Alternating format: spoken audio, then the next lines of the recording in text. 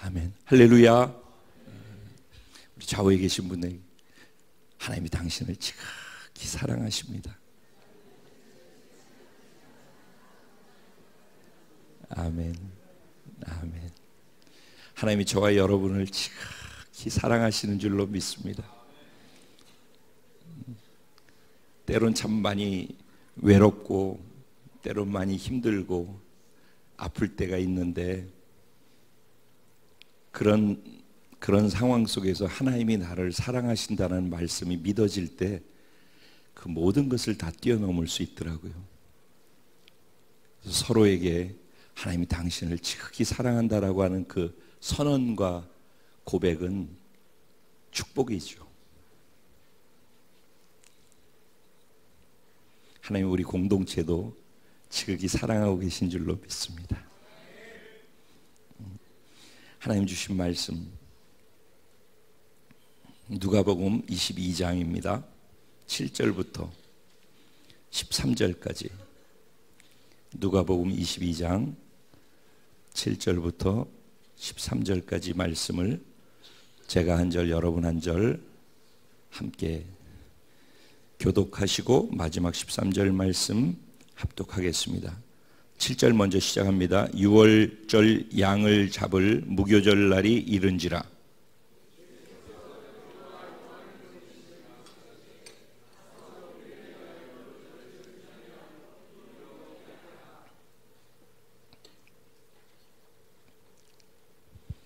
여짜오되 어디서 준비하기를 원하시나이까?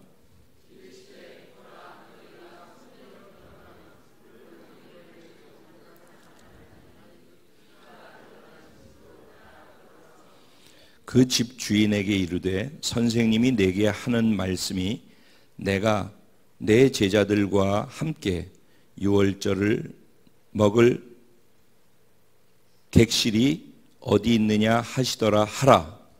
그리하면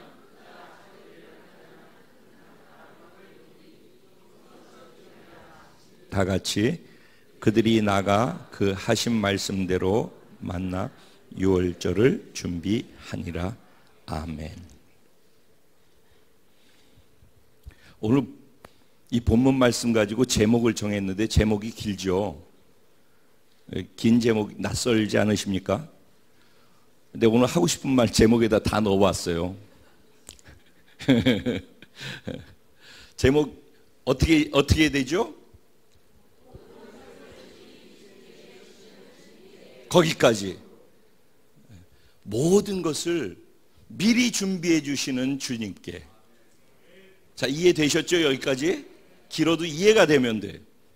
모든 것을 자, 이해가 되셔야 돼요. 그리고 믿어지면 됩니다. 모든 것을 미리 준비해 주시는 주님께.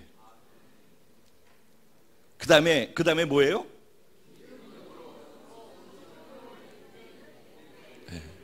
믿음으로, 그러니까 모든 것을 미리 준비해 주시는 주님께 믿음으로 순종을 드리는 거예요. 그 자체가 예배라는 거예요.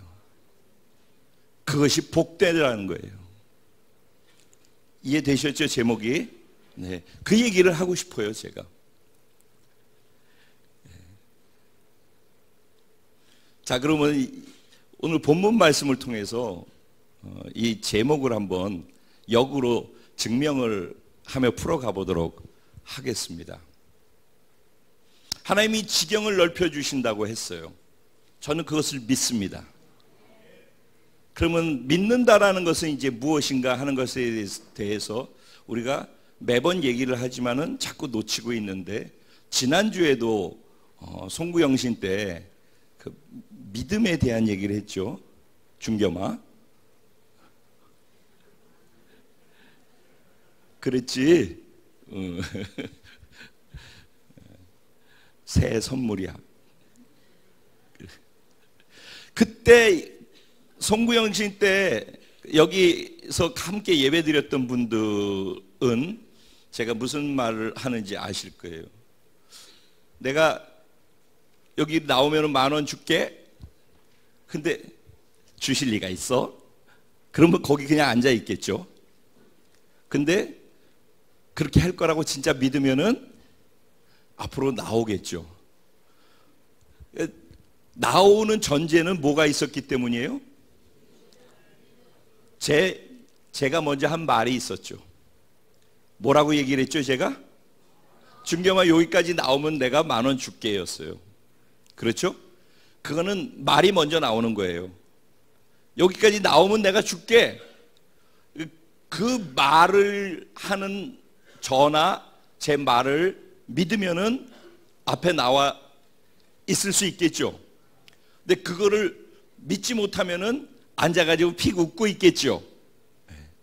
그러니까는 믿음이라고 하는 것은 뭐예요? 말에 대한 반응이죠. 그러니까 믿는다고 하는 것이 지금도 이게 지금 믿음이라고 하는 것에는 생각의 동의가 필요해요. 생각으로 동의하는 거예요. 그래, 맞아. 그 말이 맞아 라고 동의하는 거죠. 아멘이라고 하는 것은 맞습니다, 내가 동의합니다 라는 말이거든요. 그러니까 아멘하고 이제 동의한단 말이에요. 근데 지적인 동의예요. 생각의 동의. 그리고 어떤 때는 생각의 동의를 하다가 마음이 울컥해요. 감동도 받아요. 그래서 울고 눈물 흘리고 감사하고 그래요. 그건 감정적 동의예요. 그 다음에는 뭐가 또 필요한가? 믿음에는 의지적 동의가 필요한 거예요. 그 의지적 동의는 뭐예요? 행동을 유발하는 거예요. 그리고 말을 하는 거예요. 그래서 말과 행동 속에서 그 말에 대해서 생각에 동의하고 감정에 동의했던 그것을 행동으로 표현해서 동의를 하는 거예요. 그러니까 여기에서 제가 믿습니까? 아멘 그랬는데 씩 웃고서 나오라고 하는데 안 나와, 준겸이가. 그럼 믿은 거예요, 안 믿은 거예요? 생각으로 동의해. 아니, 목사님이니까 거짓말은 안 하시겠지. 생각으로 동의했어. 감정적으로 야, 진짜 10,000원 준다면 진짜 좋아, 대박이야. 미안해, 10,000원 갖고 이렇게 해서 만약에 내가 한 100만 원이라고 치자. 그러면 감동이 되겠지, 그지?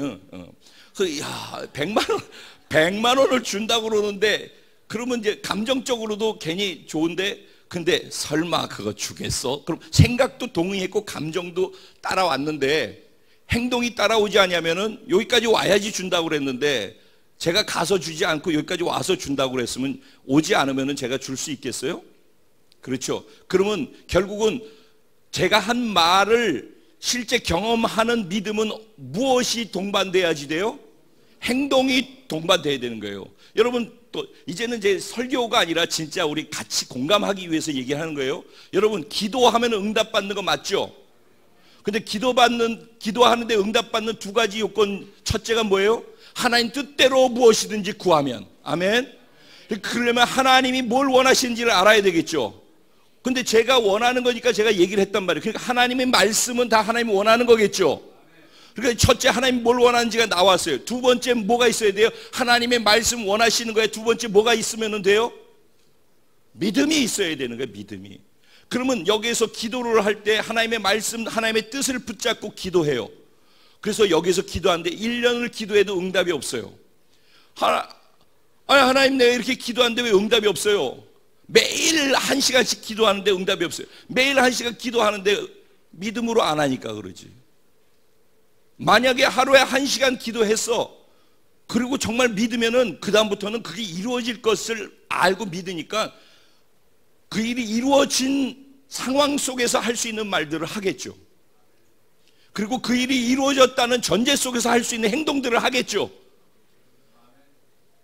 비즈니스도 마찬가지고 사람이 바뀌기를 기도하고 있어. 내 남편이, 내 아내가, 내 자녀가, 내 부모가 바뀌기를 위해서 기도하고 있는 분들이 계시다? 그럼 기도해. 지금 기도해 주세요. 기도해 주세요. 기도하자고. 기도해. 기도하는데 기도는 매번 해. 근데 1년이 지나도 안 바뀌어. 그러니까 어떤 생각을 해요? 기도를 하라고 해서 응답이라고 해서 기도했는데 1년 동안 기도해도 안 바뀌더라. 당연하지.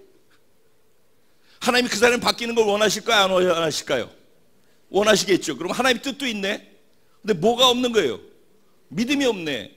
만약에 기도해서 내가 믿었다면, 그 사람이 진짜 바뀐다고 믿었으면 그 다음부터 그 사람이 바뀌었기 때문에 그걸 믿는다면 바뀐 사람으로서 해야 될 말들을 해줘야죠. 넌 참 귀해. 너는 그런 존재야. 넌 그렇게 될 거야. 하나님 너와 함께 하셔서 네 인생을 그렇게 쓰실 거야. 넌 복된 자야. 하나님이 너를 통해서 꿈을 꾸고 계시고 그 꿈은 너의 믿음을 통해 이루어질 거야. 믿음의 말을 해줘야죠. 진짜 기도한 걸 믿는 사람이라면. 얘들아, 너희도 똑같아. 너희가 기도한 것이 있어서 정말 믿으면은 그것이 되어졌다라는 것을 전제하고서 진짜 되어졌을 때 할 수 있는 말들을 해야 하는 거야. 그리고 되어졌을 때 할 수 있는 행동들을 해야 되는 거야. 그것이 빠지고서 기도하는 행위만 계속 가. 믿음 없는 기도의 행위만 계속 가. 10년이 돼도 내가 10년 해도 하나님이 응답 안 해주시더라. 그래서 나는 그냥 이제는 기대도 없다. 근데 혹시 천국이 있을까 봐 교회는 나와야 돼. 그래서 교회를 다니는 불행 중에 불행이죠. 신앙생활은 그런 게 아니라는 거예요. 진짜라니까. 진짜. 이게 믿음이라는 거예요. 그러니까 믿음으로 순종을 드리는 거예요. 왜? 하나님의 말씀이니까. 이것이 제가 올 1년을 첫 걸음을, 첫 단추를 똑바로 끼고 시작하고 싶은 가장 중요한 대목인 것입니다. 하나님은 오늘 본문을 통해서 우리에게 다 준비해 놓으신다라는 것을, 하나님 미리 계획하시고 다 준비해 놓으시고 그리고 난 다음에 우리에게 하라고 하시는 분이셔요. 그런 하나님을 믿게 되길 바랍니다. 오늘 본문의 내용을 좀 설명을 해드릴게요. 우리가 읽은 내용을 이해하려면은 그 앞에 부분부터 이해를 해야 되거든요. 22장 전체를 사실은 통으로 이해를 좀 할 필요가 있어요. 어떻게 해서든지 짧게 이해를 시켜볼게요. 근데 이게 핵심이었기 때문에 이거를 갖고서 이 얘기를 들으면은 결론까지 쉽게 갈 수도 있어요. 그 당시에 지금 이 상황은 이런 거예요. 예수님께서 유월절 날이 가까워오니까 제자들 중에서 그래도 베드로, 요한이 수제자들이잖아요. 수제자 둘을 불러가지고 베드로야, 요한아, 너희 둘이 가서 유월절을 좀 준비해라. 예, 그랬더니 우리가 가서 식사하고 같이 잔치를 벌일 만한 장소가 필요한데 나가서 그 장소를 좀 준비해봐. 그러니까 어디서 어떻게 그걸 준비하죠? 이렇게 질문을 한 거예요. 그랬더니 예수님께서 하신 말씀이, 네가 나가다 보면은 물동이를 지고서 가는 한 사람을 만나게 될 거야. 그러면 그 사람을 따라서 계속 가다 보면 그 사람이 집으로 들어가잖아. 그러면 그냥 그 사람 집으로 따라 들어가. 그러면 들어가서 그 집에서 내가 얘기한 대로 얘기를 해. 예수님께서 제자들과 함께 유월절을 가지려고 하는데 장소가 필요하다고 말씀하라고 하셨습니다. 그러면은 그가 듣고서 그 장소를 보여줄 거야. 이렇게 얘기를 하셨어요. 그랬더니 그들이 그렇게 했고 그 장소를 봤다는 거예요. 내용이 이거예요. 이런 걸 관찰이라고 해요. 그냥 있는 내용을 그대로 이해하는 거죠. 그럼 이제 거기에서 좀 더 깊이, 관찰을 좀 더 깊이 하면서 통찰을 한번 해볼게요. 그러면은 왜 예수님이 너희 베드로, 요한 너희 가서 이렇게 해라 그랬더니 그들이 어디서 그렇게 하죠? 라고 질문을 했어요. 왜 그런 질문이 나왔을까요? 왜냐면 그만큼 어렵다고 생각했기 때문이에요. 쉬운 일이 아니었거든요. 왜 쉬운 일이 아닐까를 제가 얘기를 풀어볼게요. 그 당시가 어느 시기라고 그랬죠? 6월절이 가까웠다고 그랬어요.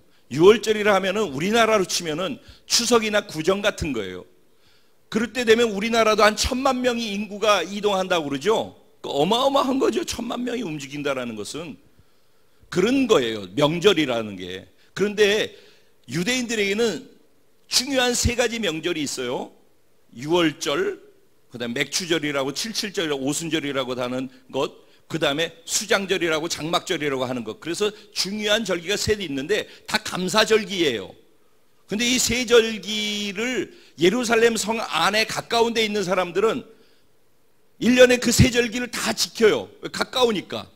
근데 예루살렘으로부터 멀리 떨어져 있는 사람들은 절기 때 계속 오기가 어렵잖아요. 여러분도 고향 찾아가기가 어려울 경우도 있고 그렇잖아요. 그런 것처럼 가깝지 못한 사람들은 찾아오기가 어려워요. 그러다 보니까 한 번만 오게 돼요.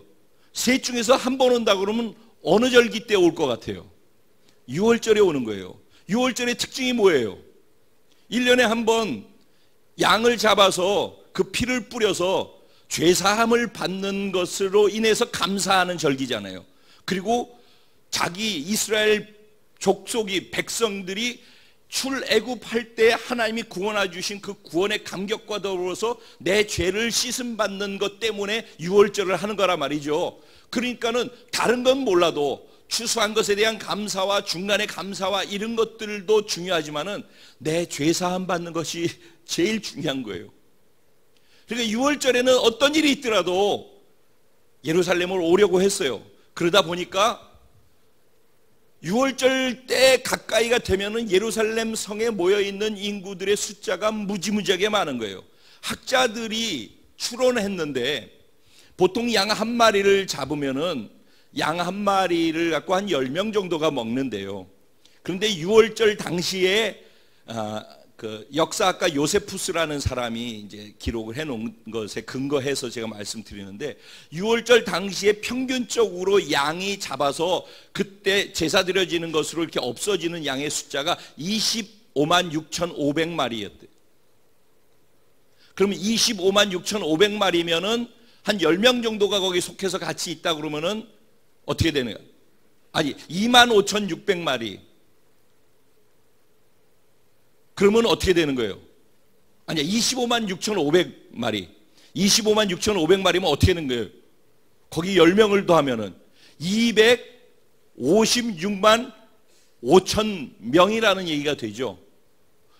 그러니까 적어도 200만 명 정도가 보통 그 당시 예루살렘에 5만 명 정도가 살고 있었대요. 보통 5만 명 살고 있는 도시에 200만 명 넘는 사람들이 몰려 들어오면 어떤 일이 일어나겠어요?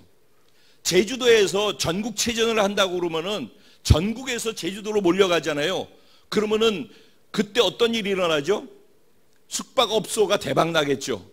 그럼 방 하나를 구하려면 호텔은 다 큰 호텔이 이미 다 예약됐고 모텔로 밀리고 장으로 밀려서 가도 돈 내려면 엄청나게 비싸게 돈을 내고서 잠자리를 정해야 되겠죠. 똑같은 거죠. 그 당시도 그랬다는 거예요. 그러니까 12명, 예수님을 포함해 13명이 같이 큰 방을 빌려가지고 거기서 먹고 같이 시간을 보내려면 방이 커야 되잖아요. 근데 주인들은 다 방 있는 주인들은 다 그걸로 돈벌이 하려고 하겠죠. 부르는 게 값이니까. 근데 예수님의 형편은 어땠는가 하면은 21장 38절 쪽에 보면은 뭐라고 되어 있냐면 예수님께서 낮에는 성전에 가서 가르치신대요. 그래서 많은 백성들이 예수님이 성전에서 가르치는 것을 알기 때문에 아침이 되면은 많은 백성들이 말씀을 들으려고 가르침을 받으려고 성전으로 몰려왔더라라는 말이 나와요. 그러니까 낮에는 성전에서 가르치셨는데 밤이 되면은 어떻게 하셨더라? 감람산으로 가서 산에서 기숙하셨더라. 예수님은 그러니까 잠자리가 별로 없으셨던 거예요. 여우도 뭐 새도 자기 굴이 있건만 나는 머리 둘 곳도 없다 그러셨던 예수님의 고백이 있잖아요. 그러니까 예수님은 낮에는 성전에서 영혼들을 섬겼고 저녁이 되면 잘 자리가 없어서 감람산에 가서 산에서 기도하시다가 산에서 주무시고 다시 내려. 그러니까 형편이 큰 것을 방을 빌릴 수 있는 형편이 못 되셨겠죠. 그러죠? 그런 가운데 제자들은 그런 전체 상황, 자기들의 상황과 예수님의 상황과 이런 걸 다 잘 알고 있잖아요. 그런데 13명이 잔치 벌일 수 있는 공간을 만들어라 라고 했을 때 어디서요? 어떻게요? 라는 질문을 하는 건 당연하겠죠. 그래서 이제 이 본문을 좀 더 깊이 생각해 보면 이런 거예요. 그때 예수님께서 물동이 이고 가는 사람들한테 사람을 만날 거니까 너희가 가라 그랬어요. 그러니까 요구한 게 뭐예요? 분명히 어려운 얘기라고 네가 느끼겠지만은 그들에게 요구한 건 뭐예요? 첫째는 가서, 그러죠? 그 다음에 두 번째 뭐예요? 따라가서, 집에 들어가서, 그리고 말하라. 이게 다 지금 뭐 하라는 거예요? 행동하라는 거죠. 동사로서. 그죠? 가는 것도 동사죠. 따라가는 것도 동사죠. 집에 들어가는 것도 동사죠. 거기서 내가 얘기한 대로 말하라고 해서 말하는 것도 동사죠. 그렇죠? 다 행동을 요구하는 거예요. 그 귀로 듣고서 설교만 듣는 것 갖고는 아무 일도 일어나지 않는다는 거예요. 행동을 요구하는 거예요. 근데 베드로와 요한이 하라는 대로 다 했다라는 거예요. 자, 이제 좀 더 그들의 하라는 대로 하는 그 행동을 통해서 장소가 마련되어졌어요. 이 장소에서 예수님이 유월절, 우리가 흔히 얘기하는 최후의 만찬이라고 하는 성만찬을, 유월절에 인류의 마지막 유월절을 보내신 거예요. 마지막 유월절. 그리고 첫 번째 성만찬을 벌이신 거예요. 그러니까 오늘 이 본문은 마지막 유월절과 처음으로 시작하는 성만찬이 하나 되어지는 자리가 오늘 본문이란 말이에요. 그러면 유월절의 개념을 우리가 이해하잖아요. 유월절은 뭐 하는 날이에요? 이스라엘 백성들이 애굽의 노예로 살고 있다가 애굽에서부터 건짐받아서 구원받아서 자유함을 얻게 되는 해방의 날이죠. 해방되는 날이에요. 그 해방하는 조건으로 하나님께서 이스라엘 백성들에게 요구하셨던 것이 뭐예요? 양을 잡아서 피를 문설주와 임방 대문에다가 다 바르라고 그랬죠. 그래서 양의 피를 바르고 방 안에 들어가서 문을 닫고 그 양고기를 가족들하고 먹고 쓴나물을 먹으면서 있으라고 그랬어요. 그래서 집에 들어가서 그거 하고 있는 사람들은 다 살았어요. 만약에 애굽 사람 중에서도 믿음이 있어서 그거 했더라면 살았을 거예요. 유대인 중에서도 그거 하라고 했는데 안 하고 그냥 있었던 사람은 다 죽었을 거예요. 그러니까 그 피를 발랐던 대문 그 행위를 한 사람들은 다 살았단 말이에요. 그리고 그 살았던 사람들이 애굽이 그때 다 손을 들고 그들을 출애굽하게 해 주었잖아요. 그래서 민족이 구원받는 일이 있었던 것을 기념하면서 그 피를 발랐던 그날을 기념하면서 하는 게 뭐예요? 유월절이에요. 이스라엘의 죄 때문에 묶여있다가 자유함을 얻은 날이기도 하고, 그래서 그 유월절을 기억하면서 그들은 그 유월절 행사를 매년 그렇게 했던 거예요. 자, 그러면 이제 한쪽에서는 그 유월절 행사한 것처럼 예수님께서 인류의 모든 죄를 다 대신 짊어지시고 유월절에 잡아서 피를 뿌려야 될 어린 양이 자기 스스로 되셔서 이제 내일이 아침이면은, 오늘 이 잔치를 하고 내일 아침이면은 자신이 어린 양처럼 죽어서 피를 뿌리고 끝나 버리면서 모든 인류를 죄로부터 해방시키는 날이 밝아오는 거예요. 내일이면은. 하나님은 그 인류를 구원하기 위한 위대한 계획을 세워놓으시고 그 일을 진행하시기 위해서 움직이고 계신 거예요. 이미 하나님의 계획 안에 다 있는 거죠. 인류 구원을 위해서. 그리고 다 준비해 놓으신 거예요. 그리고 준비한 그대로 진행하기 위해서 지금 말씀하신 오늘 본문의 내용대로 베드로와 요한에게 그렇게 하라라고 말씀하신 거예요. 그럼 베드로와 요한이 지금 순종하고 가서, 따라가서, 집에 들어가서 그에게 예수님이 전하라는 말을 전한 것은 무엇이에요? 인류를 구원하는 데 초석이 되는 순종의 행동이었단 말이에요. 그것이 크든 작든.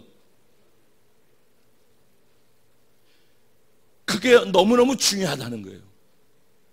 한쪽에서는 그러니까 하나님께서 영혼, 인류의 모든 죄를 사하시기 위해서 계획해 놓으신 그 계획을 실천하기 위한 하나님의 거대한 구원 계획이 움직임이 있는 거예요. 그런데 이 흐름과 함께 이쪽 한쪽에서는 어떤 일이 있어요? 오늘 본문 이전의 내용들을 보면 1절부터 6절까지 내용을 보면은 또 다른 거대한 움직임이 있는 걸 볼 수 있어요. 뭐가 나와요? 6월절 무교절이 가까워오매 대제사장들과 서기관들이 모여서 예수를 죽이려고 한다 그랬어요. 근데 백성들이 무서워서 감히 그 일을 실행을 못하고서 어떻게 하면은 모함을 해서 죽이지라고 작전 짜고서 그것 갖고 골똘하게 머리를 맞대고 있는 그 순간이에요. 그런데 공교롭게 그들이 답을 못 찾고 있는데 가룟 유다가 와가지고선 내가 예수 제자인데 내가 예수를 살짝 팔 테니까 나한테 돈을 좀 줘라. 우리 거래를 하자. 그럼 너희 원하는 대로 예수를 팔아서 너희가 십자가에 못 박을 수 있게 해줄게. 이런 뒷거래를 하는 거예요. 근데 이 모든 대제사장 서기관들이 예수를 죽이려고 하는 행동이나 가룟 유다가 이렇게 돈 주고 돈을 받고 예수를 팔려고 하는 그 행동 배후에 뭐가 움직이고 있어요? 사단이 가룟 유다에게 들어갔더라. 한쪽에서는 사단이 사단의 계획을 이루기 위해서 하나님의 나라를 깨트리고 하나님이 움직이는 구원 계획을 무너뜨리려고 하는 사단의 움직임이 거대하게 진행되고 있는 거예요. 한쪽에서는. 그리고 한쪽에서는 예수님을 통해서 하나님이 계획해놓은 그 계획을 이루기 위해서 제자들에게 그 위대한 계획을 이루기 위해서 베드로, 요한아, 네가 가서 따라가서 집에 들어가서 그들에게 말하라 라고 하는 그 행동을 요구하는 거예요. 그들이 하는 행동 자체는 아무것도 아닌 우스꽝스럽고 이게 뭐 가능한, 이게 뭐 하자는 거지라고 할 수 있는 그런 행동을 요구하는 거였지만 그들의 행동 속에는, 그들의 순종 속에는 인류를 구원할 준비를 하는 그 위대한 계획에 동참하는 그 행동이었단 말이에요. 그들의 순종이 있었기 때문에 오늘 저와 여러분이 있을 수 있다라는 거예요. 그렇기 때문에 오늘 우리가 이 성찬도 할 수 있는 거예요. 두 가지 거대한 움직임이, 음모가 진행되고 있는 거예요. 그런데 언제나 바둑을 두어 보면은 마지막 끝수까지를 읽는 사람이 이기죠. 사단은 대능자지만은 하나님 전능자시기 때문에 사단이 아무리 계획을 세워놔도 그 계획보다 마지막 기가 막힌 묘수를 가지고 계신 하나님께서 결국은 예수를 십자가에 못 박아 죽이는 그것 자체로 승리했다라고 하는 그 순간 사단의 정수리를 깨뜨려서 예수가 역으로 역전의 승리를 하도록 만드시는 분이 하나님의 수란 말이죠. 그러니까 우리가 이 땅에서 이제 끝났다고 하는 그 순간, 사단이 우리를 넘어뜨리는 그 순간, 우리가 마지막 순간까지도 하나님을 붙잡고 있으면 하나님이 그 마지막 결정적인 묘수로 인해서 우리가 승리케 되는 역사가 믿는 사람들 안에는 언제나 뒤따른다는 사실을 믿게 되기를 주님의 이름으로 축원합니다. 이게 우리가 믿는 하나님이란 말이에요. 그 하나님은 우리에게 마지막 묘수를 가지고 계시면서 우리의 앞길을 준비하고 계시고 우리에게 말씀하시는 하나님이란 말이죠. 우리는 그 하나님을 믿고 오늘도 그 하나님과 더불어서 이 자리에 있는 거예요. 그리고 그 하나님을 인정하기 때문에 오늘 예배자로 이 자리에 있는 거예요. 자, 그러면은 여기서는 대제사장하고 서기관들은 도대체 무엇을 그렇게 싫어서 예수를 못 박으려고 자꾸 그랬을까요? 이유가 있죠. 나름대로. 이들은 자기들이 유대 교회 중심축이에요. 자기들이 이야기하면 다 되는 거예요. 자기들이 기준이란 말이에요. 하나님의 말씀이 있지만 하나님의 말씀보다 자기들의 기준을 갖고 율법과 전통을 만들어 놓고 그 율법과 전통 안에서 사람들을 움직였어요. 근데 갑자기 예수라는 분이 나타나 가지고서 그 자기들 말을 들었던 사람들을 다 데리고선 예수를 따르는 자로 바꿔놓고 있거든요. 그러니까 시기, 질투가 그들에게 들어간 거예요. 내가 갖고 있는 걸 다 흔드네? 그리고 전통과 율법을 지키려고 하고 있는데 그 전통과 율법은 자기의 기득권이거든요. 그걸로 자기가 취할 수 있는 것들을 취할 수 있거든요. 근데 그 기득권을 지킬 수 있는 것들을 흔드는 거예요. 예수가 그걸 무너뜨리고 있죠. 전통과 율법은 본질을 지키기 위해서 필요한 것이지, 전통과 율법을 지키느라고 본질을 무너뜨리려고 하는 것은 대제사장들과 서기관들이 하는 것과 똑같은 거라고요. 하나님은 형식을 필요로 할 때 형식을 쓰시지만은 본질을 지키기 위해서 형식이 필요한 것이에요. 예수 그리스도는 본질이란 말이죠. 하나님의 말씀이 본질이란 말이죠. 그 말씀을 지키려고 만들어진 것들 중에 전통과 형식이 있는 거예요. 하지만은 본질이 더 뚜렷해지면은 전통과 형식은 깨지고 본질을 향해 갈 수 있어야지 겸손이고 하나님을 기준으로 사는 사람이라고 얘기할 수 있는 거예요. 근데 이들은 이게 흔들리는 거예요. 왜? 그 전통에 자기의 기득권이 있거든요. 자기의 위치가 있고 자기 지위가 있고 그리고 자기가 할 수 있는 영역과 그걸로 인해서 취할 수 있는 것들이 있는데 그 자체가 뿌리를 흔들리니까 두려움이 있죠. 그런데다 예수는 뭐라고 그래요? 대놓고서 독사의 자식들아 하고서 대놓고서 자기에게 손가락질을 하잖아요. 자기의 모욕을 준단 말이죠. 대중들 앞에서. 그러니 얼마나 아주 그냥 이가 갈리는 거죠. 저걸 어떡하지? 저걸 어떡하지? 내 존재 자체를 뒤흔드네. 이런 거죠. 그들의 느낌이. 그러니까 미운 털이 완전히 박힌 거죠. 거기에다가 6월절이 됐기 때문에 인구 5만 명의 도시에 몇백만 명이 몰려들으니 치안도 문제가 되죠. 그 당시 로마가 유대 그쪽을 다 통치하고 있었잖아요. 근데 사람들이 많이 몰려오면 언제나 뭐 복잡한 치안의 문제가 생기니까 원래 예루살렘 수비대가 있었어요. 로마 그 수비대원들이 있는데 사람이 이렇게 많이 몰려오게 되면 어떻게 해야 돼요? 그곳의 치안을 유지하기 위해서 병력들 더 많이 보내는 거예요. 그래서 예를 들어서 250만 명 정도가 다 유대인들이 여기에 6월절을 지키기 위해 왔다면은 그들을 통제하기 위해서 로마 수비대가 보충병들이 더 와가지고 여기서 군인들도 더 많이 있었던 거예요. 그 얘기는 밀란이 일어날까봐 윗사람들은 곤두서 있다는 말이에요. 근데 이스라엘 백성들에게는 예수님을 예루살렘에 입성할 때 그들이 어떻게 반응했다고요? 호산나 찬송하리로 다윗의 자손으로 왕으로 오시는 이요. 그리고서 예수님이 예루살렘에 입성하는 것을 모두가 다 기뻐했잖아요. 왜? 예수 그리스도가 기적을 행하시고 죽은 자를 살리시고 없는 걸 있게 하시는 그 예수가 우리의 충분한 왕이 되시고 이 요번 6월절에 이제 다가오는 요번 6월절에 마치 오래전 1500년 정도의 우리 조상들을 출애굽시키면서 구원했던 것처럼 그때 6월절에 이스라엘을 구원해냈잖아요. 애굽에서. 그 6월절에 우리 백성들을 통으로 구원한 것처럼 애굽에서 이 로마의 속국에서 이번 6월절에 바로 이 우리가 눈에 보이는 이 모든 걸 할 수 있는 예수가 우리를 해방시키지 않겠는가라는 기대가 백성들 안에 있었단 말이에요. 그때. 그러기 때문에 대제사장들이 예수를 죽이려고 하는데 잘못 건드렸다가 폭동이 일어날 것 같으니까 두려워서 못하고 있었다 이런 얘기예요. 이제 전체 이해가 되시죠? 그 당시 상황이 이런 상황이었어요. 그러니까 길을 못 찾고 있는데 가룟 유다는 그 길을 터준 거예요. 사단은 가장 약한 곳이 어딘지를 알아요.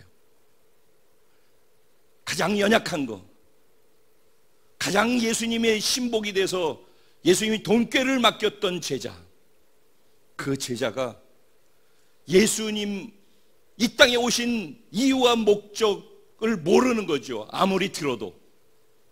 그러고서 자기는 예수님을 통해서 백성들처럼 이 땅에서 해방을 이루고 예수님 덕분에 내가 이 땅에서 잘 될 걸 생각했는데 그 예수는 자꾸 나는 이제 곧 죽는다. 난 이 땅에서 너희를 성공시키고 이 나라를 세우기 위해서 온 것이 아니다. 나는 하나님의 나라를 세우기 위해서 너희를 구원하기 위해서 이 땅에 왔다. 자꾸 이렇게 얘기를 하니까 내가 원하는 것이 예수한테 없거든요. 그러니까 내가 원하는 것이 예수여야지만 예수를 버리지 않을 수 있지, 내가 예수 믿는 것이 예수를 통해서 다른 것을 얻기 위해서 예수를 믿는 사람은 나중에 예수와 내가 원하는 것과 둘 사이에 선택한 기로가 되면은 반드시 가룟 유다처럼 하게 돼 있어요. 그래서 늘 긴장하고 예수를 붙잡고 살려고 하는 매 순간의 결단이, 그것이 나를 계속해서 순수하게 살아갈 수 있도록 지킬 수 있는 유일한 길이에요. 내 기분이 나빠서, 내가 어때서, 뭐 어째서, 가룟 유다가 바로 그것 때문에 예수를 팔아버리는 거예요. 예수가 원하는 게 무엇인지 알고 다 듣고 다 해야 되고 따라야 되는 거 아는데 내 생각이, 내 감정이, 내 기분이 나쁘기 때문에 나는 내 갈 길을 가는 거예요. 기준은 언제나 하나님의 말씀인 거예요. 우리는 하나님의 말씀을 기준해서 사는 자들이에요. 그리스도인이라고 하는 것은. 자, 그러면은 하나님께서는 인류를 구원하기 위한 하나님의 계획을 이루기 위해서 이미 그 계획은 만세만대전에 세워져 있는 거예요. 그리고 이미 그것을 이루기 위한 6월절에 만찬을 하기 위한 장소도 준비되어 있는 거예요. 자, 마지막 결론입니다. 그러면은 이제 마지막 남아있는 물동이를 이고 가는 사람을 좀 생각해 보죠. 물동이를 이고 가는 사람은 뭐 학자들 간에 큰 이견이 없어요. 마가 다락방이 있죠. 첫 번째 교회가 생겨난, 성령의 충만함이 임했던 그 마가 다락방의, 그 다락방의 주인, 즉 마가가 아니겠는가라고 생각들을 해요. 어쨌든 간에 하지만 이름은 나와 있지 않으니까, 하지만 마가 다락방이라고 추정을 해요. 그러니까 마가일 가능성이 있다. 그렇지만 그는 예수의 직접적인 12제자가 아니잖아요. 그런데도 예수님께서 내가 이 땅에 온 이유에 대해서 제자들에게 계속 말씀했고 군중들이 있는 데서 계속 얘기를 했어요. 나는 곧 죽을 것이다. 구원하기 위해서 죽어야 된다. 내가 가는 것이 너희한테 유익이다. 계속해서 말씀하셨었어요. 근데 제자들도 들었어요. 예수님은 6월절에 이제 곧 죽으실 거라는 것을 얘기했기 때문에 다 예령을 걸었단 말이에요. 이제 조금 있으면 알람 울리면은 소방훈련이 있을 거야. 얘기를 하고 난 다음에 알람을 울리면은 우리는 소방훈련이 있기 때문에 그렇구나 라고 생각하잖아요. 그런 것처럼 예수님께서는 이제 난 조금 있다가 이렇게 할 거야 라고 예령을 다 걸어줬단 말이에요. 그러면은 만약에 말씀하신 걸 정말 믿었다면, 제자들도 말이죠, 제자들도 말씀하신 걸 정말 믿었다면은 이제 예수님께서 마지막으로 6월절 하고서 죽으실 거라는 걸 생각하면은 6월절을 준비했어야죠, 미리부터. 그런데 제자들조차도 아무도 그걸 준비 안 한 거예요, 사실은. 근데 그 얘기를 하나 다리 건너서 들었던 마가가, 자기 집이 있잖아요, 자기 다락이 있잖아요. 그리고 사람들이 많이 몰려올 텐데 예수님이 6월절 행사 때 여기 오실 거라는 걸 알았고, 그리고 이미 예루살렘으로 입성하셨다는 소식도 들었잖아요. 예수님이 움직일 때마다 모두가 다 소문나니까. 그리고 예수님이 오시면은 이 시간을 가질 터인데 미리 예측하는 거죠, 예수님의 마음을. 그리고 자기 자리를 다른 사람한테 세주지 아니하고 킵하고 있었던 거죠. 예수님은 전능하신 분이기 때문에 그가 이런 마음으로 예수를 위해서 준비하고 있다는 걸 아시는 분이죠. 그러니까 베드로와 요한한테 준비되어 있는 사람이 있으니까 그 사람한테 가서 그렇게 하라고 말씀하셨던 거예요.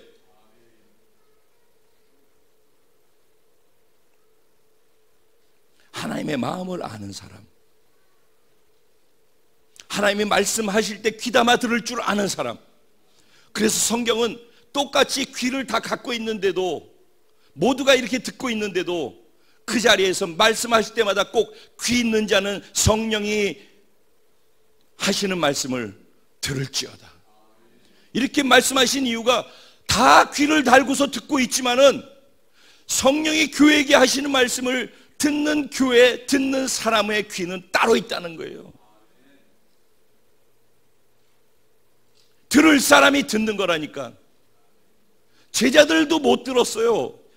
그 말씀하실 때 예수님이 어떤 마음, 어떤 심장을 가지고 토해내듯이 얘기를 하고 있는지, 오늘 임창표가 이렇게 토해내면서 얘기하고 있는 이 마음이 어떤 것인지, 그리고 앞으로 어떤 일이 일어나고 난 이후에 그때 목사님이 왜 그 자리에서 이렇게 하셨는지를 알고 듣는 사람, 그리고 그렇게 사는 사람 따로 있단 말이죠.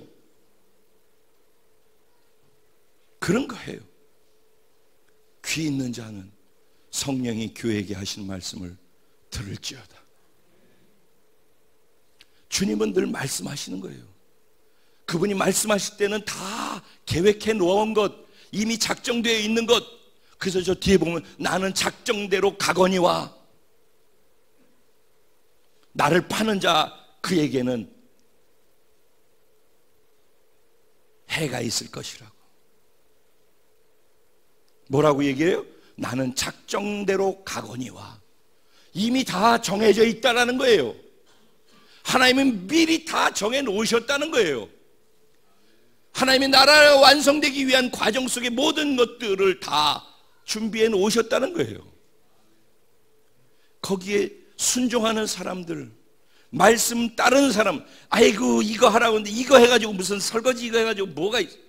그냥 가는 것 자체가 인류를 구원하는 순종의 행동이라니까.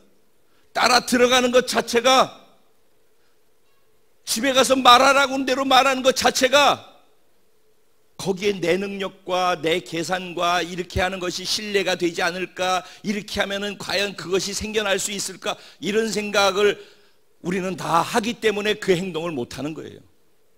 이러면 이렇게 될 텐데, 이러면 저 사람이 기분 나빠할 텐데, 뜬금없이 알지도 못하는 사람이 나를 따라오면서 이렇게 하면 이거 간첩이야 뭐야, 이거 이런저런 생각, 이 사람한테 민폐가 되지 않을까 등등등등. 그게 다 누구예요? 나죠. 하나님이 원하시는 것이 무엇인지 그것을 하는 거죠. 하찮아 보여도 사소해 보여도 그것을 하라고 하는 마음을 주셔서 하면은 하나님이 그 하는 순종을 타고서 인류를 구원하는 일들을 이루어 가시는 거죠. 그래서 유월절을 통하여서 성만찬을 하게 되어지죠. 성만찬 자리에서 예수님께서 떡과 포도주를 나눠주면서 하나님의 나라와 새 언약을 말씀하셔요. 오늘 이후로는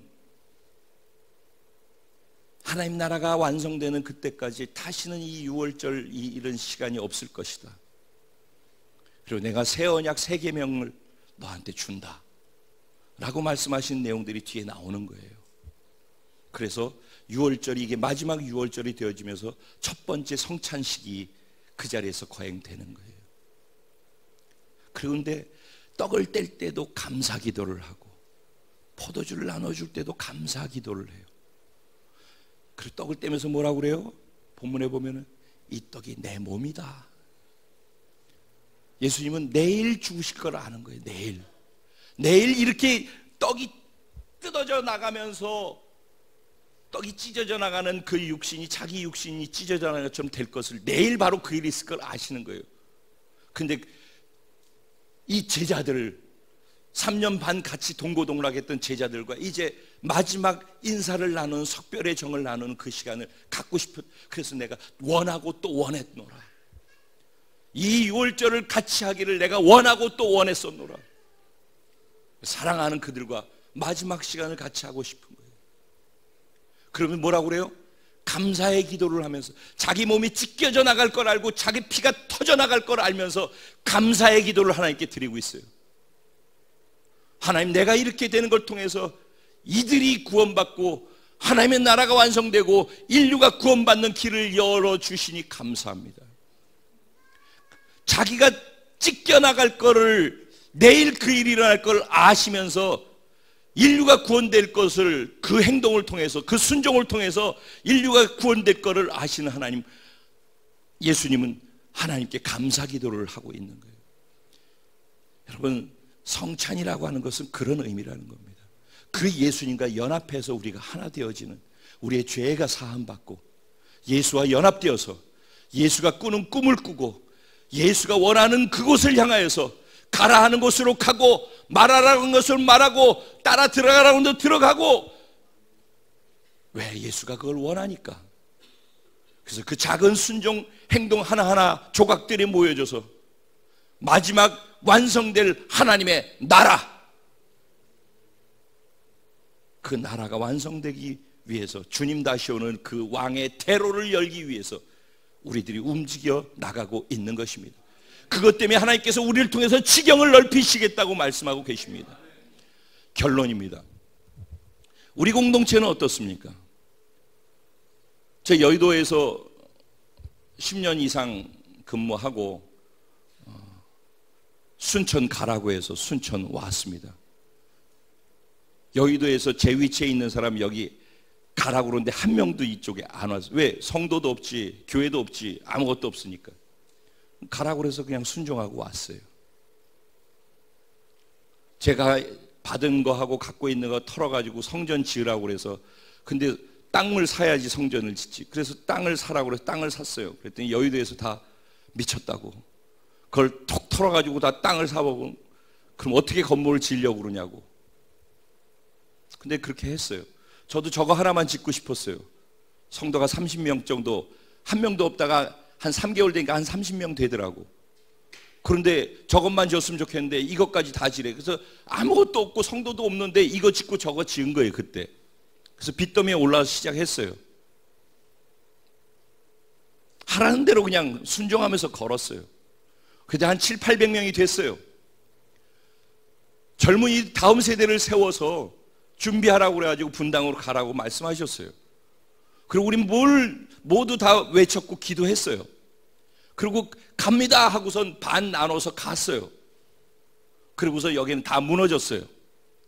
그리고 저는 갔는데 무너졌으니까 돌아와야 되지 않습니까? 라고 얘기를 했었어요. 근데 제가 왜 안 돌아왔냐면은 가라고 하신 것이 사실이라고 믿었기 때문이에요. 제가 받은 게 맞다라고 믿었기 때문이에요. 여기가 망가지니까 다 돌아온다면 그건 거기 간 것 자체부터 잘못된 거 아니겠어요? 내가 듣고 간 것이 확실하다고 믿었기 때문에 저는 가서 계속 하나님이 하실 거라고 믿고서 거기서 있었던 거예요. 그리고 9년 있다가 바로 3년 반쯤, 3년 4개월 전에 제가 다시 돌아왔어요. 그 사이에 어떤 일이 있었죠? 분당에서 그렇게 어려울 때 사단법인을 만들라는 거예요. 재정이 1도 없어서 마이너스 몇 천만 원씩 나고 있는데 만들래요. 몇 백만 원이 들어가는데 필요하다는 거예요. 하나님이 쓰시겠대요. 그게 벌써 언제 얘기예요? 그 순종했어요. 만들어 놨어요. 아무 일도 일어나지 않았어요. 오늘 지금 월드비전 커뮤니티가 바로 그거예요. 그때 여기 오지 않고 계속해서 제가 했던 건 젊은이들 훈련시켰어요. 왜? 그렇게 하라고 하셔서. 그랬더니 그때 구원된 영혼들이 지금 일본 선교사로 다 나가 있고, 오늘날 일본에 이 일이 일어난 것이고, 지금 중국 선교사로 다 나가 있고, 카타르의 선교사로 나가 있고, 말레이시아 선교사, 지금 파주교회 다 그때 기초를 놨던 것들이에요. 지금은, 그때는 아팠고 그때는 별별 얘기가 있었지만 지금 돌아보면은 순종하고 움직였던 고통 속에서도 계속 그 길을 갔던 것이 결국은 오늘 지금 우리인 거예요. 제가 몸이 많이 아팠죠. 여기 더 있으면 안 된다고 그러고 쉬라고 그래서 제가 미국으로 들어갔죠. 미국 갔는데 무조건 차를 타고 어디를 가라고 그래서 열이 펄펄 끓는데 열 몇 시간을 타고 간 거예요. 그리고 거기에 3일 금식하라고 금식한 거예요. 근데 성도님들을 이쪽으로 오라고 그러라고 그러셔서 그 요청을 했던 거예요. 여러분들한테 오십시오. 목회자 오십시오. 예배팀 오십시오. 그때 왔던 게 다정이에요. 그래서 오늘 지금 다정이가 여기 있는 거예요. 그리고 그 아플 때 순종했더니, 그래서 돌아오면서 제일 먼저 예배팀을 세워라 그랬더니 여기 인원도 몇 명 없고 이제 막 한 9년 동안 다 폐허가 돼가지고 사람도 별로 없어서 예배팀도 어렵습니다. 해 그냥. 목소리 소용없어. 예배자 마음만 있으면 되니까 시작하자. 그래서 그거 했어요. 그러고 난 다음에 쉐카이나 기도에 세워서 하루라도 시작해. 기도회 시작해. 그래서 기도회 한 거예요. 그러고 난 다음에 또 캠프를 해서 다음 세대를 위해서 하라고 그래. 그 하라고 그랬더니 또 어렵다고 그러는데 그래도 하라고 그랬더니 또 해줬어요. 그랬더니 캠프가 된 거예요. 캠프하고 있는데 갑자기 3년 전에 이 캠프의 예배팀과 함께 일본에 가서 예배를 드려라 그래서 일본에 하나님이 그렇게 말씀하신다 그랬더니 다 어렵고 다 안 된다고 그랬어요. 근데 2달 후에 갔어요. 그때부터 3년 지났어요. 지금 일본에 이런 변화가 일어나는 거예요. 그때 당시에는 모르는 거예요. 이런 일이 일어날 걸 알았어요? 전 몰랐어요. 근데 하나님께서 이 예배팀과 함께 일본으로 가서 일본 교회에서 예배 드려라. 저 그거 무조건 순종해야 되겠다는 마음밖에 없었어요. 그 다음에 하나님이 어떻게 하실지 저는 모르지요. 근데 저는 순종한 거예요. 그랬더니 작년 우리 한 해 동안 일본에서 얼마나 많은 은혜와 감동이 있었습니까? 하나님이 얼마나 위대하신 분인지 일본 사역을 보면서 우리 경험했잖아요. 남의 일이 아니라 우리 일이 우리 가운데서 우리를 통해서 이 작은 공동체를 통해서 하나님이 위대하게 하고 계신 일들이거든요. 중국에다 비즈니스 선교팀을 세우라고 그랬어요. 그 순종하고 한 거예요. 지금 그거 되고 있고요. 작년에 콜투올 갔었죠. 그거 가라고 그래가지고 1년 전부터 준비해가지고 우리 다 가지 않았습니까? 그리고 아무 일도 없었다고요? 아니죠. 마지막 날 그때 그랬어요. 마지막 시간에 한 족속을 품으라고. 근데 저희는 인원수에 비해서 너무 많은 선교를 하고 있기 때문에 너무 버거웠어요. 제가 부담스러웠어요. 근데 기도를 했는데 북한 그러시는 거예요. 하나님 북한을 품으려 했는데 이건 재정도 많이 들어가고 우리 여건 속에서 이거 쉬운 일이 아니고 지금 북한은 들어갈 수도 없고 여건이 안 되는데 북한 네 순종하겠습니다. 그래서 옆에 같이 얘기하는데 안 되겠어서 임경호 목사 제 동생이 북한 관련 사역을 하니까 그래서 동생을 불렀어요. 제 테이블로. 거기서 얘기를 했어요. 그래가지고선 연결해 주신 분이 우리가 잘 알고 있는 이름 얘기할 수 없는 그분 연결을 시켜서 그분과 제 동생과 저와 셋이서 북한을 위한 모임을 시작했어요. 그게 발기인으로. 그렇게 시작이 됐는데 오늘 지금 얼마나 많은 사람들이 우리는 여기에서 한 번 왔다 갔으니까 서울 쪽에서는 지금 1차, 2차, 3차 계속 집회가 되어지면서 서울 쪽에서는 경기도 쪽으로 계속 확산되고 있고 같이 동참하고자 하는 사람들 교회들이 계속 붙고 있어요. 계속 늘어나고 있어요. 통일을 위한 기도 모임 가칭. 한쪽에서는 통일을 위한 기도 모임으로서 북한을 위해서 기도하게 하고 한쪽으로서는 접경 지역으로 들어가지고 현장으로 직접 들어가는 일을 하게 하고 그냥 말씀하시면은 말도 안 되고 어떻게 가능한가 하는 것들이에요. 다 여태까지 모든 순간순간 역사가 오늘 이 시간이 있기까지 다 그것이 쌓여서 여기 있는 거예요. 지금 우리 그 역사 속의 현장의 주인공들이라고. 이게 남의 일이 아니지 않냐고. 그 하나님이 내 하나님 아니냐고. 내가 믿는 하나님이 그 하나님이라고. 그 하나님이면은 내 인생도 내 운명도 바꿀 수 있지 않겠어요? 그 하나님한테 내 전부를 걸고 한번 가보고 싶지 않으세요? 그 하나님이 올해 2018년 우리 공동체를 통해 지경을 넓히시겠다는 거예요. 그러면 이제 함께 그 지경을 넓히기 위해서 가라 할 때 갈 수 있는 사람이 누구며 따라가라 할 때 따라갈 사람이 누구며 집에 들어가라 할 때 집에 들어갈 사람이 누구며 내가 말한 대로 가서 얘기해 주라고 할 때 말해 줄 수 있는 사람이 누구냐는 것만 남았다는 거예요. 하나님이 이미 모든 것을 준비하시고 미리 다 준비하시고 우리에게 말씀하시는 주인 되신 주 되신 하나님이란 말이죠. 그분이 우리의 통치자예요. 하나님이 우리의 왕이시라고. 우린 그 왕의 하나님이 다스리는 하나님 나라의 백성들이라고. 우리가 하나님의 나라를 경험하고 하나님 나라의 기적과 은혜와 감동 속에 살고 싶으면은 하나님의 말씀대로 순종하며 살아가야지. 하나님이 원하시는 그 일을 이룰 때 우리 안에 기적이, 우리 안에 응답이, 우리 안에 하나님의 영광이 드러나게 된다는 것입니다. 저는 그 하나님을 경험하면서 여기까지 왔고 앞으로 또 그렇게 갈 것입니다.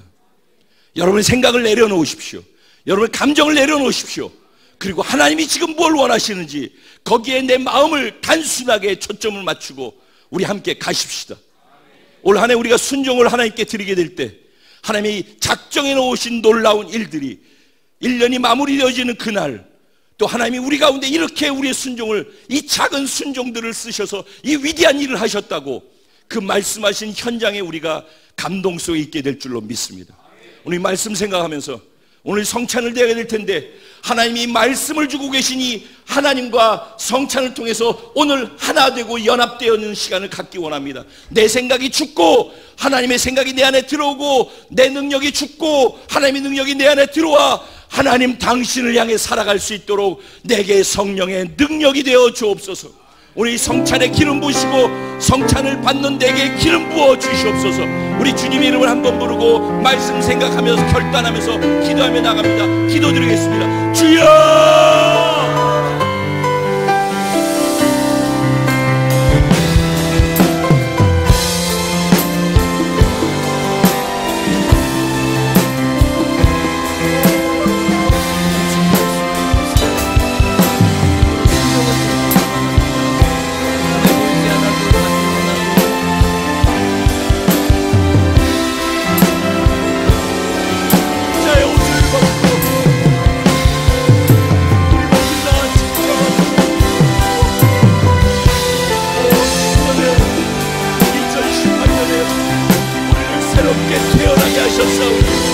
오늘 다시 태어난 자로, 이전 것은 다 십자가에 못 박고 지금 막 태어난 자로, 지금 이 말씀을 살아내는 자로 하나님 나를 사용하여 주시고, 우리 한 사람 한 사람을 사용하여 주시고 우리 공동체를 사용해 주실 줄로 믿습니다.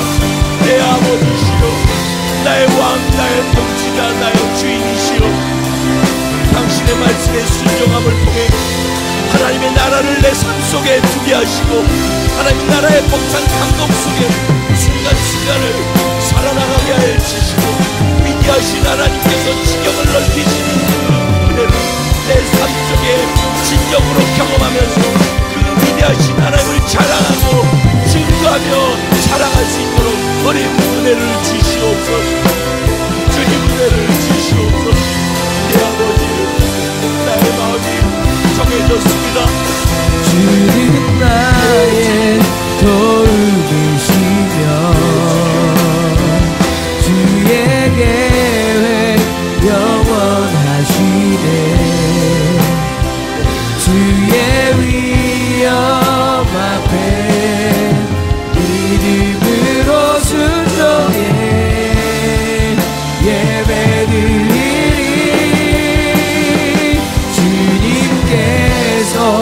날 이끄시며 주가 항상 함께 하시네. 주의 사랑 안에 믿음으로 순종해 예배드리리. 영원히 고백하십시다. 안개가 날 가리워, 안개가 날 가리워 내 믿음은 들리려 할 때 나 주님께 나아가네. 주님은 산 같아서, 주님은 산 같아서 동일하고 신실하시게 여전히 그 자리에 믿음의 눈을 들면 보이리라 날 위한 그 사랑. 주는 나의 도움이시며 주의 계획은 영원하십니다.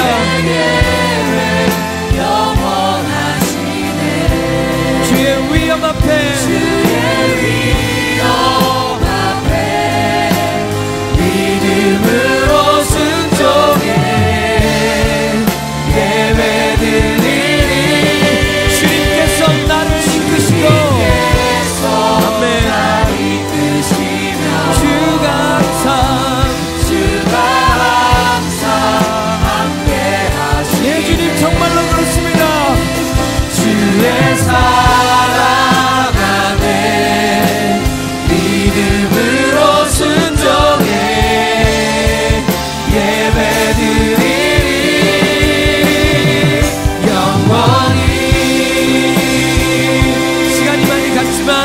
다시 한번 고백하겠습니다. 주님은 산 같아서, 주님은 산 같아서 여전히 그 자리에, 여전히 그 자리에 내 두 손을 들고 고백합니다. 눈을 들면 보이리라 날 위한 그 사랑. 주는 나의 도움이시며 주님의 나라를 향한 계획은 영원하십니다. 주의 위엄 앞에, 우리가 믿음으로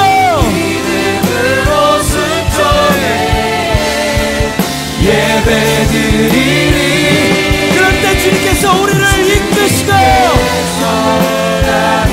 우리를 도우시며 항상 함께 하십니다. 아멘. 정말로 그렇습니다. 주의 사랑 안에 믿음으로 순종해 예배드리리. 영원히. 예, 주님 그렇습니다. 우리의 믿음의 고백을 받으십시오. 할렐루야.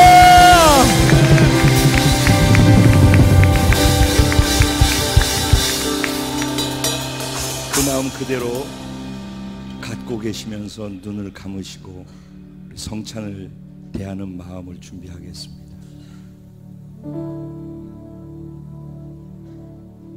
성찬은 예수님과 내가 하나 되어짐을 다시 확인하고, 그를 통해서 내 죄 사함 받은 것도 확인하고, 나의 구원을 확인하고, 예수의 생명이 내 안에 있기에 예수의 꿈과 비전도 내 안에 있고, 예수의 가치도 내 안에 있고, 예수의 권세와 능력도 내 안에 있음을 확인하는 시간입니다.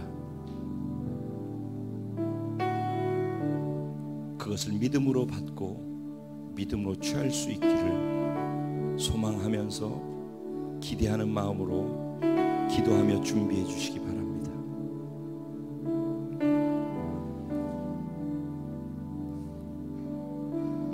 내가 너희에게 전한 것은 주께 받은 것이니 곧 주 예수께서 잡히시던 밤에 떡을 가지사 축사하시고 떼어 이르시되 이것은 너희를 위하는 내 몸이니 이것을 행하여 나를 기념하라 하시고 식후에 또한 그와 같이 잔을 가지시고 이르시되 이 잔은 내 피로 세운 새 언약이니 이것을 행하여 마실 때마다 나를 기념하라 하셨으니 너희가 이 떡을 먹으며 이 잔을 마실 때마다 주의 죽으심을 그가 오실 때까지 전하는 것이니라. 아멘. 하나님, 당신이 우리를 위해서 행하신 최고의 은혜와 축복의 시간 앞에 우리가 있습니다. 성찬의 본질을, 그 중심의 예수 그리스도를, 예수의 생명을 오늘 내가 먹고 마실 수 있게 은혜를 주셔서 예수와 연합됨 안에 있는 7가지 연합의 특권들을 모조리 다 믿음으로 취하고 세상을 정복하는 정복자로 나아갈 수 있도록, 승리하는 존재들이 될 수 있도록 그렇게 성령의 충만함이 우리 가운데 연합으로 이루어지게 하여 주실 줄로 믿습니다. 기대합니다. 그리고 기대하고 그렇게 될 걸 믿기에 감사합니다. 하나님 홀로 영광 받아 주옵소서. 예수님의 이름으로 기도합니다.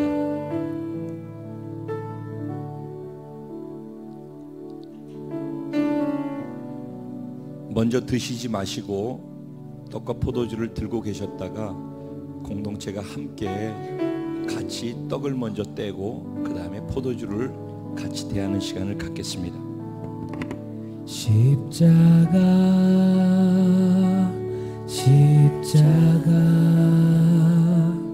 그 위에 나 죽었네. 그 사랑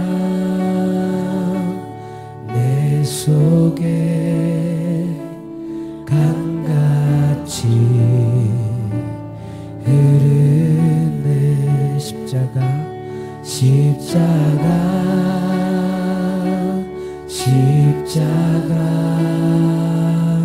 그 위에 나 죽었네. 그 사랑 내 속에 강같이 흐르네. 그의 생명 내 속에 그의 능력 내 안에 그의 소망 내 삶에 나의 삶 주의 것 십자가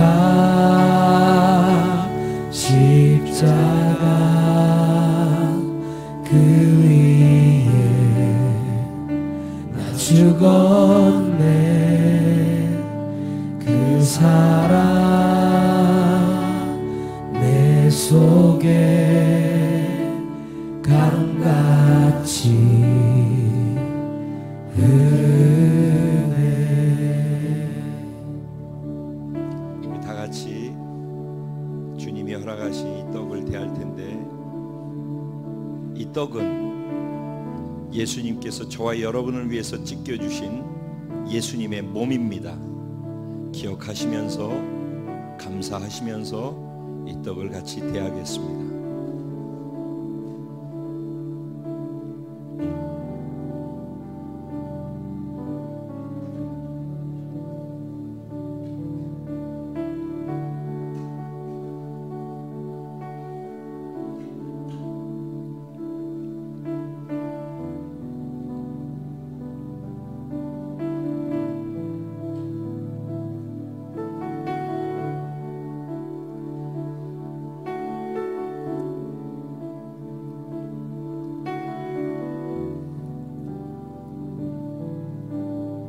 하나님의 나라로 우리를 초청하기 위해 자기 몸을 찢겨주신 그 예수 그리스도의 은혜가 오늘 이 성찬 가운데 운행하고 있습니다.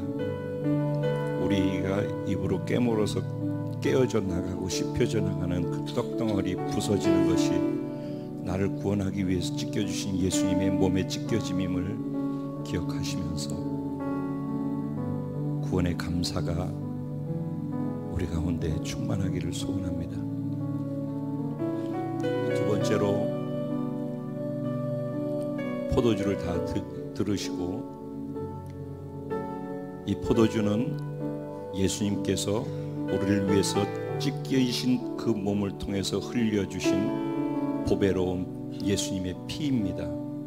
이 피를 통하여서 어린 양을 잡아 어린 양의 피를 뿌려야지만 죄사함 받고 구원받았던 그 옛 언약에서 이 피를 통해서 새 언약으로 이 예수 그리스도를 통해서 우리 온 인류가 구원받고 죄사함 받았다라는 것을 선언하신 새 언약임을 기억하시면서 이 포도주를 드시기 바랍니다.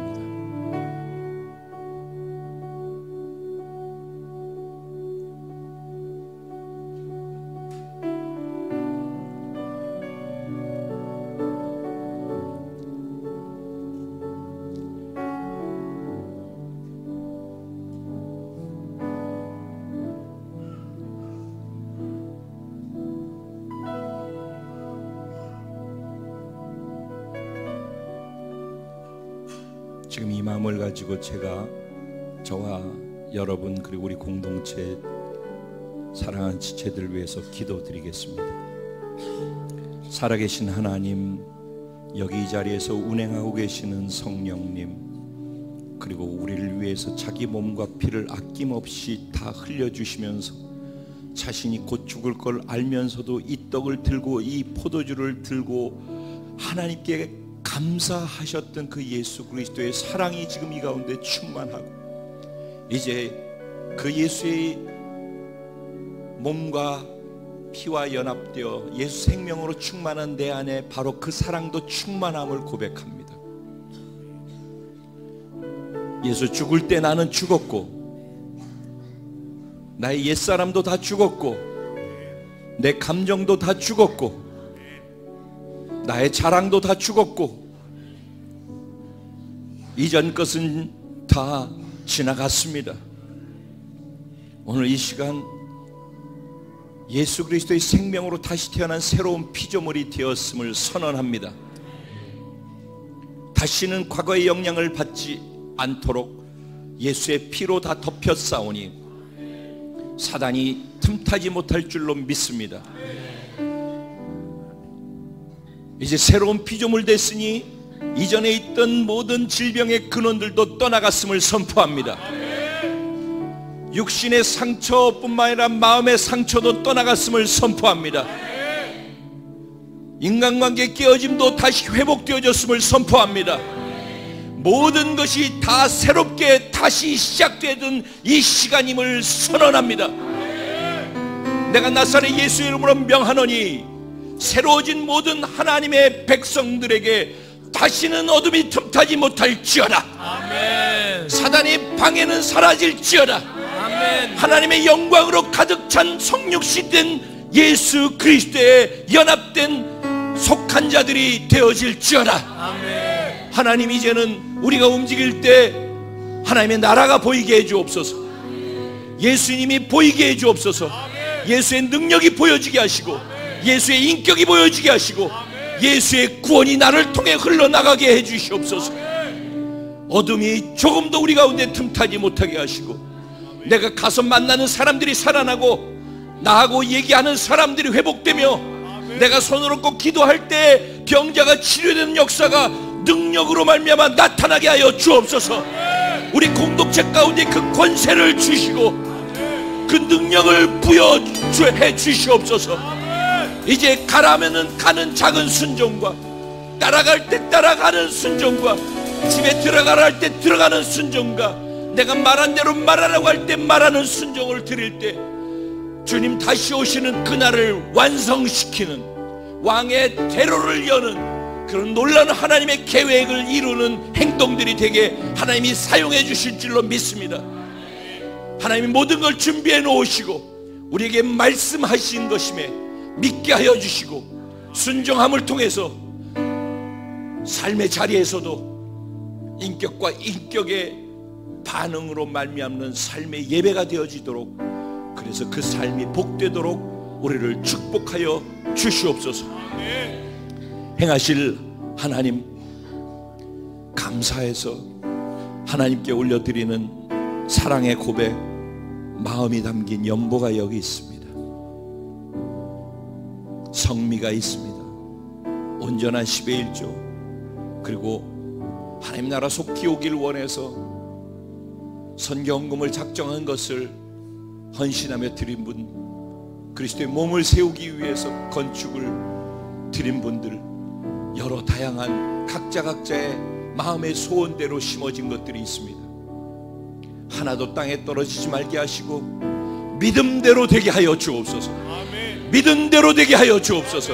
그리고 그 믿음이 하나님의 나라를 세우고 자신에게는 복이 되게 하여 주시옵소서. 우리 공동체를 통해 한 사람 한 사람의 믿음을 통해 완성되는 하나님의 나라를 기대합니다. 하나님 홀로 영광 받아 주옵소서.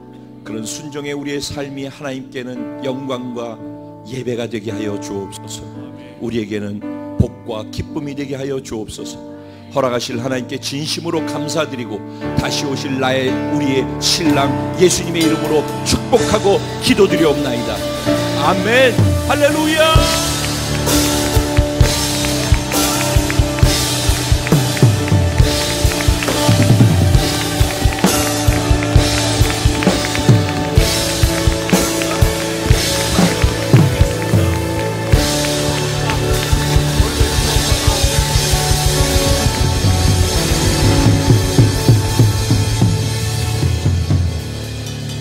저 뒤에 써 있는 거 한번 읽겠습니다.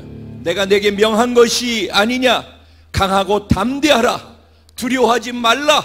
놀라지 말라. 내가 어디로 가든지 내 하나님 여호와가 너와 함께 하느리라 하시니라. 아멘. 순종하면은 11일, 순종하면 40년, 순종하면 11일, 순종하면 11일. 아멘. 우리는 할 수 있습니다. 하면 됩니다. 해 보십시다. 하는 사람은 예수님께서 도와주십니다. 아멘. 다 같이 일어나셔서 우리에게 주신 찬양을 신앙의 고백으로 하나님께 올려드리고 신년 첫 성찬 예배를 마무리 축도로 하겠습니다.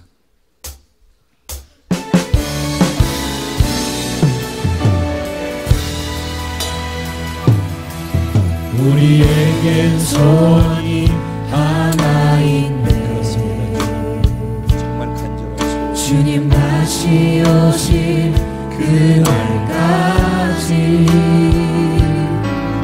우리 가슴에 새긴 주의 십자가 사랑 나의 교회를 사랑케 하네.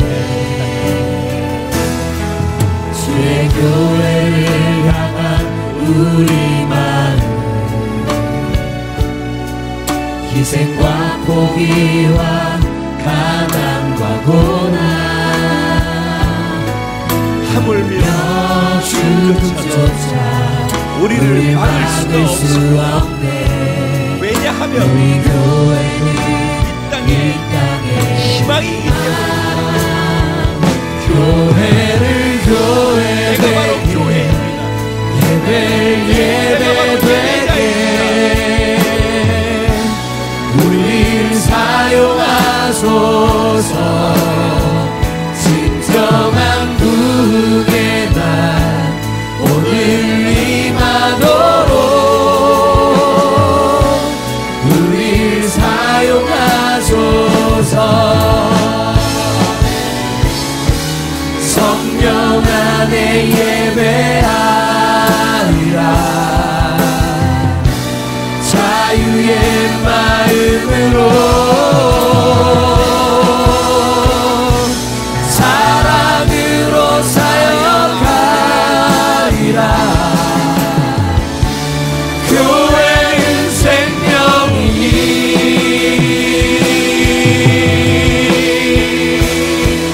교회를 교회되게 예배되게 우리 사용하소서. 진정한 부흥의 날 오늘 임하도록 우리 사용하소서.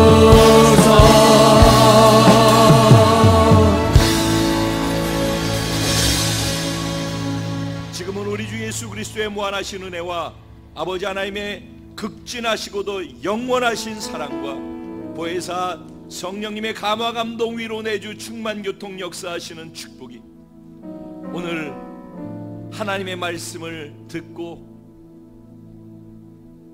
이제 내 삶의 주인이 왕이 하나님이시고 하나님의 말씀을 기준으로 해서 나는 그 기준된 하나님의 말씀에만 순종하고 반응하는 예배자로 살겠다고 오늘 성찬에 연합되고 성령과 하나 되어서 믿음으로 이 자리를 떠나가는 사랑하는 모든 성도들의 머리 위에와 가정과 생활과 자녀와 범사 위에 펼쳐지는 2018년도 위에 월드비전 커뮤니티에 속해 함께 지경을 넓혀가는 모든 영혼들 위에 이제로부터 영원까지 함께 계실지어라. 할렐루야! 모든 것을 미리 예비하시고 준비하시고 우리의 팽창하시 하나님 앞에 영광의 목소리 올려드립시다. 우리 서로 옆사람 인사할 때 확실한 믿음으로 순종의 예배자가 됩시다. 서로 인사하며 나아가겠습니다.